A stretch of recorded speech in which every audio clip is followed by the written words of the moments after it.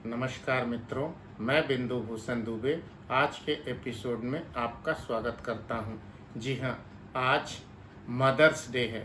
दुनिया के 40 से अधिक देशों में मनाया जाने वाला यह उत्सव माता को समर्पित है, माँ को समर्पित है। मैं भी मदर्स डे के दिन उन सभी माताओं को जो मेरी माता के समकक्ष और समान हैं नमन करता हूँ, वंदन करता हूँ, अभिनंदन करता हूँ।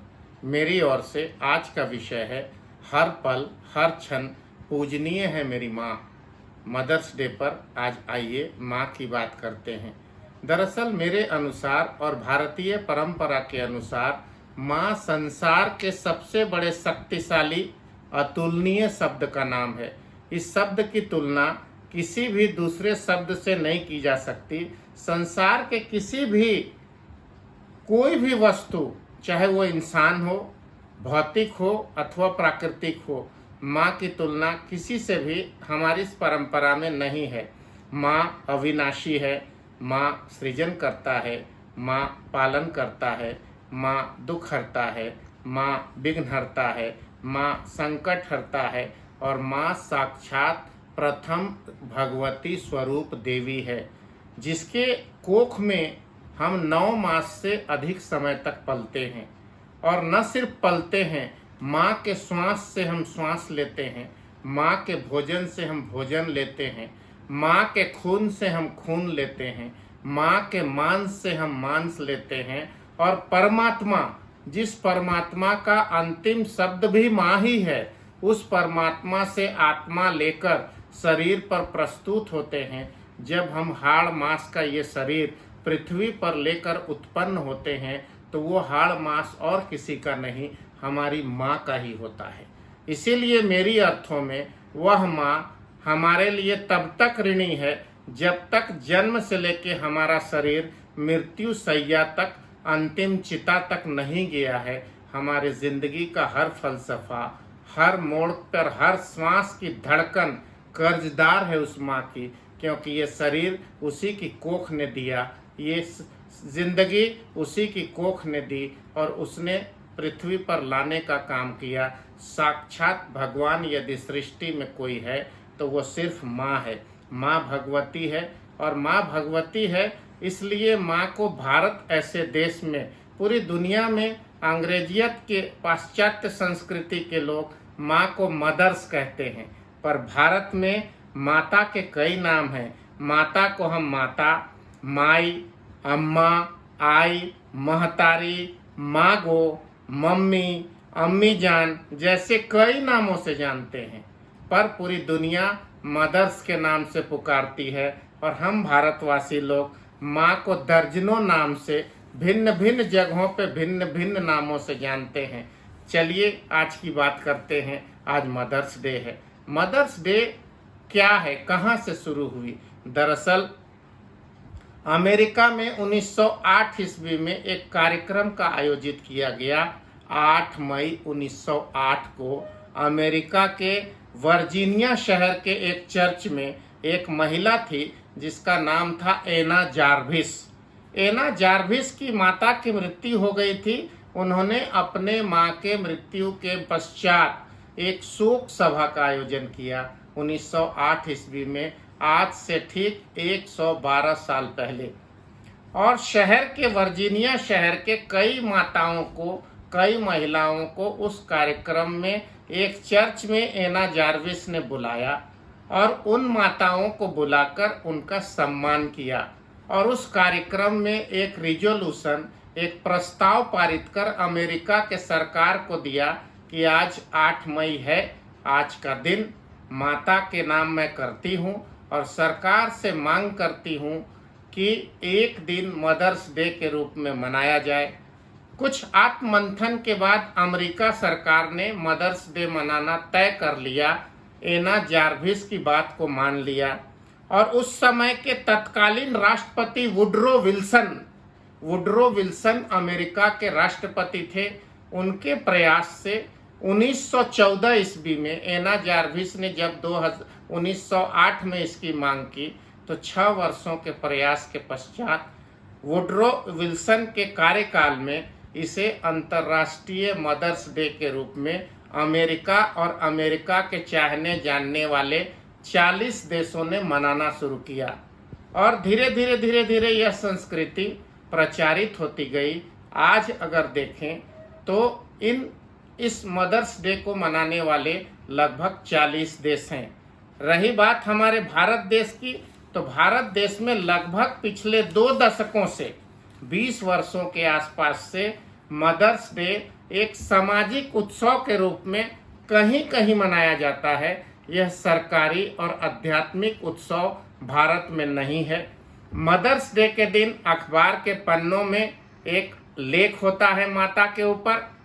कुछ टेलीविजन चैनल पे मदर्स डे की व्याख्या होती है और कहीं कहीं पे गिने चुने कुछ कार्यक्रम होते हैं। क्योंकि हम भारतीय परंपरा के लोग हैं, मैं आज मदर्स डे के दिन माता संपूर्ण मातृशक्ति को प्रणाम करते हुए भारतीय परंपरा में मातृ दिवस और माता के महत्ता पर प्रकाश डालना चाहता हूँ। सबसे पहले हमारी सनातन परंपरा में, हमारी हिंदू परंपरा में 5 प्रकार की माताएं होती हैं। सबसे पहली माता जिसने अपनी कोख से हमें जन्म दिया, उस माता को मैं प्रणाम करता हूँ। सबसे पहली माता होती है जन्म देने वाली माता। दूसरी माता जन्म देने के समय जो गर्भगृह में सोई हुई माता के समक्ष खड़ी होती है, उस माँ को आई माँ, धाई माँ, नर्स या वर्तमान समय में लेडीज डॉक्टर भी कह सकते हैं, गाइनोकोलॉजिस्ट भी कह सकते हैं। ये जो महिलाएं होती है, हमारी माँ जब हमें जन्म दे रही होती है प्रसव काल में, और उस समय जो हमारी माँ की मदद करते हैं वो महिलाएं जो माँ के पेट से हमें धरती पर लाने की काम करती हैं, जिसे गांव में आई माँ, धाई माँ और नर्स शहर में कहा जाता है। और झारखंड की परंपरा में कुसराइन भी ये शब्द है जो माँ के लिए होता है, माँ के सहयोगी होती है। और आधुनिक भाषा में लेडी डॉक्टर को माँ कहते हैं। तीसरी माँ, हम जब स्कूल कॉलेज जाते हैं तो वहाँ जो महिला शिक्षिका हमें पढ़ाती है वो माँ है। और पुरुष शिक्षक जो हमारे गुरु हमें पढ़ाते हैं, उनकी पत्नी को भी हम माँ ही कहते हैं। महिला शिक्षा साक्षात रूप से हमारी माँ है, महिला शिक्षिका। और पुरुष शिक्षक की पत्नी भी हमारी माँ कहलाती है। चौथी माँ हमारी सासू माँ होती है। पुरुष के पत्नी की माँ, स्त्री के पति की माँ, जिसे हम लोग मदर इन लॉ और सासू माँ कहते हैं, वो भी हमारी माँ कहलाती है। और 5वीं माँ, माँ के समान दिखने वाली संपूर्ण विवाहित महिलाएं, married lady who is equal to our mother. जितनी शादीशुदा महिलाएं जो हमारी माँ के समान हैं, उनको भी भारतीय परंपरा में 5 प्रकार की माँ की संज्ञा दी गई है। अब भारतीय परंपरा और सनातन परंपरा से हटकर हम सनातन धर्म की बात करेंगे। सनातन धर्म में माँ की व्याख्या सनातन परंपरा में, सनातन हिंदू धर्म में 9 प्रकार से की गई है। साल में, वर्ष में 4 नवरात्र आते हैं। एक नवरात्र शारदीय नवरात्र होता है, शरद ऋतु में होता है।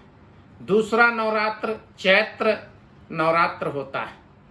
तीसरा नवरात्र वसंत नवरात्र होता है, जो वसंत पंचमी के दिन पंचमी होती है। और चौथा नवरात्र श्रावण मास में होता है। इन 2 नवरात्रों को, वसंत नवरात्र और श्रावण नवरात्र को, गुप्त नवरात्र कहते हैं। और शारदीय नवरात्र शरद ऋतु में और चैत्र नवरात्र चैत्र ऋतु में होते हैं। इन 9 दिनों में हम लोग 9 माताओं को पूजा करते हैं। सनातन धर्म की इन 9 माताओं के बारे में संक्षिप्त में बताना चाहूँगा। प्रथम माता शैलपुत्री कहलाती है। प्रथम माता शैलपुत्री कहलाती है, जो जीवन में जब हम आते हैं तो शक्ति का संचार करती है, हमें शक्ति प्रदान करती है। माँ जीवन में आने के लिए उसे हम शैलपुत्री कहते हैं। इसीलिए विज्ञान की भाषा में शल्य चिकित्सक भी कहा जाता है। अगर हमारा ऑपरेशन होता है जो हमें नया जीवन, नई शक्ति प्रदान करता है, उसी तरह माँ शैलपुत्री हमें नई शक्ति प्रदान करती है कन्या रूपी वो स्वयं आती हैं एक शक्ति लेकर पृथ्वी पर, इसीलिए शक्ति का प्रवाह होता है। इसलिए प्रथम माता शैलपुत्री होती है। दूसरी माता होती है ब्रह्मचारिणी। ब्रह्मचारिणी कन्या माता को कहते हैं। ब्रह्म का अर्थ है अनंत और चारिणी का अर्थ होता है चलना, अनंत यात्रा पे चलना, लगातार चलना, अनंत यात्रा पे सनातन परंपरा के अनुसार चलना ही ब्रह्मचारिणी कहलाता है। अनंत यात्रा में चलने की शक्ति माँ ब्रह्मचारिणी, इस संसार में चलने की शक्ति माँ ब्रह्मचारिणी हमें देती है। तीसरी माँ है चंद्र घंटा। घंटे की आकार वाली माँ विचार और ध्वनि, आवाज हमें प्रदान करती है वो माँ। अगर वो माँ चंद्र घंटा हमें ध्वनि प्रदान न करे तो हम गूंगे होंगे, बहरे होंगे। इसीलिए माँ चंद्र घंटा को तीसरी माता के रूप में, जो हमें गर्भ में ही आवाज देती है, ध्वनि देती है, हमें बोलने की शक्ति देती है, उस माता को चंद्र घंटा कहते हैं। चौथी माता है कुष्मांडा। कुष्मांडा माता सृष्टि में प्रकट होने की प्रथम प्रक्रिया है। गर्भ से बाहर जब हम आते हैं तो कुश के रूप में आते हैं। कुष्मांडा को सीताफल के रूप में भी देखा जाता है। वो गोल पिंड के आकार की होती है और उसमें असंख्य बीज होते हैं।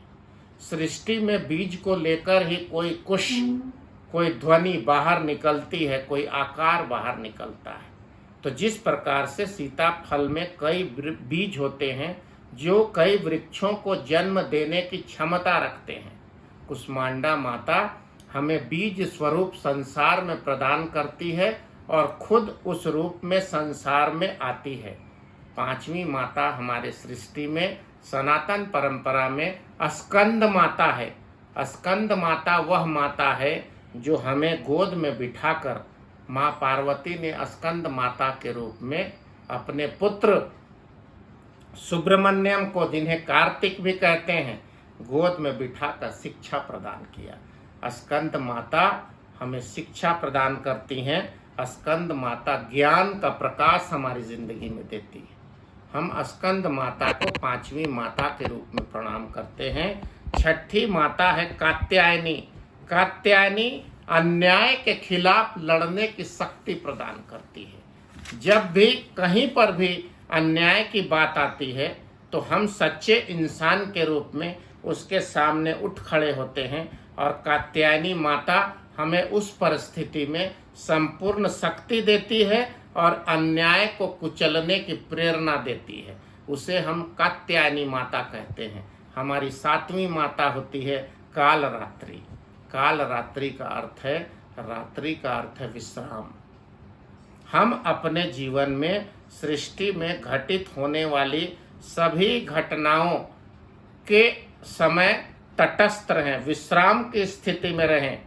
काल रात्रि का मतलब है कि विश्राम की स्थिति में ही घने से घने अंधेरे को हम अपने आंतरिक शक्ति के माध्यम से तोड़ सकें और सुबह का प्रकाश दिख सकें। ऐसे घने अंधेरों से लड़ने की क्षमता, असुर प्रवृत्तियों से लड़ने की क्षमता, प्रेत आत्मा जब रात्रि में जागृत होती है, इनसे लड़ने की क्षमता माँ काल रात्रि की कृपा से मिलता है। इसीलिए हमारी सातवीं माता है काल रात्रि। हमारी आठवीं माता है महागौरी। महागौरी हमारे जीवन को जन्म और मृत्यु से मोक्ष प्रदान करती है और संपूर्ण जीवन को आनंदमय बनाती है, प्रसन्न बनाती है। इसलिए महागौरी हमारी आठवीं माता है, उसको मैं प्रणाम करता हूँ। और नौवीं माता है, नवरात्र में 9 माता, सनातन परंपरा में मैंने 9 माता कहा। नौवीं माता को हम लोग सिद्धिदात्री कहते हैं, सभी सिद्धियों को पूर्ण करने वाली माता। Mother who will fulfill our all desire in our life, whatever we are demanding before mother, that mother is going to fulfill our all dreams, all desire. हमारी नौवीं माता सिद्धिदात्री है। मित्रों, बिंदु भूषण दुबे ने आज मदर्स डे के अवसर पर सनातन परंपरा में 5 सामाजिक माता का वर्णन किया और 9 आध्यात्मिक माता का वर्णन मैंने आपके समक्ष किया। आपको जरूर पसंद आई होगी। 5 सामाजिक माता। पहली माता जन्म देने वाली माता, दूसरी माता जन्म के समय गर्भ स्थल पर हमारी कोख से जन्म देने वाली माता को मदद करने वाली माता, वो दूसरी माता थी जिसे नर्स कह सकते हैं, लेडी डॉक्टर कह सकते हैं, आई माँ कह सकते हैं। तीसरी माँ गुरु माता, जिस गुरु माता ने मुझे पढ़ाया या जिस गुरु पुरुष ने मुझे पढ़ाया उनकी पत्नी गुरु माता। चौथी सासू माँ और 5वीं माँ के समान दिखने वाली सभी माँ। ये मैंने आपके समक्ष वर्णन किया। और 9 दुर्गा 9 माता का वर्णन आध्यात्मिक रीति से मैंने किया। मैं आप सबसे विनती करता हूँ, आपको यदि जीवन में सभी कामना को पूर्ण करना है तो प्रातः उठें और आपकी माँ यदि जीवित हैं और आपकी माँ आपके सामने हैं तो उनका पैर छूकर उनको प्रणाम करें और उनसे आशीष लें। उनका हाथ जैसे ही आपके मस्तक पर पड़ेगा, आपके ज़िंदगी की संपूर्ण विघ्न बाधा समाप्त हो जाएगी। वर्ष में एक बार नहीं, हर दिन सुबह और शाम ऐसा करें। और जिनकी माता आपके पास नहीं है और जीवित हैं, उन्हें स्मरण करके प्रणाम करें। जिनकी माता प्रलोक चली गई हैं, वो हृदय से सुबह और शाम, दिन और रात उनको प्रणाम करें और उनसे प्रेरणा लेते गए। जो लोग माता और पिता इस सृष्टि से चले गए हैं, दरअसल उनकी शरीर चली जाती है, उनकी आत्मा अपने संतानों को हमेशा आशीर्वाद देती है और उसी आशीर्वाद के बल पे संतान सन्मार्ग पर चलता रहता है और विजयी होता है, सर्व कामना सिद्ध होती है। उसे माँ सिद्धिदात्री बनकर संपूर्ण स्वरूप में देती है, क्योंकि जिस माँ ने हमें जन्म दिया दुनिया से चली गई, वो उस नवरात्र के 9 दुर्गा के पास चली जाती है और 9 दुर्गा का आशीर्वाद हम तक पहुंचाती है। आत्मा परमात्मा में मिल जाती है और परमात्मा रूपी उस माँ को कहती है कि हमारी संतान की रक्षा करें। हम हर पल हर क्षण माता को वंदन करते हैं। मेरी हर सांस के साथ माता को नमन है, वंदन है। आज के लिए इतना ही। आशा करता हूँ बिंदु भूषण दुबे के इस चैनल को, यूट्यूब को सब्सक्राइब करेंगे, अपना आशीर्वाद प्रदान करेंगे। पूजनीय माता को बारंबार नमन करते हुए मैं विदा लेता हूँ। वंदे मातरम। और भारत माता भी हमारी माता है, ये धरती भी हमारी माता है। वंदे माँ भारती। जय जय माँ भारती। नमस्कार। वंदे मातरम।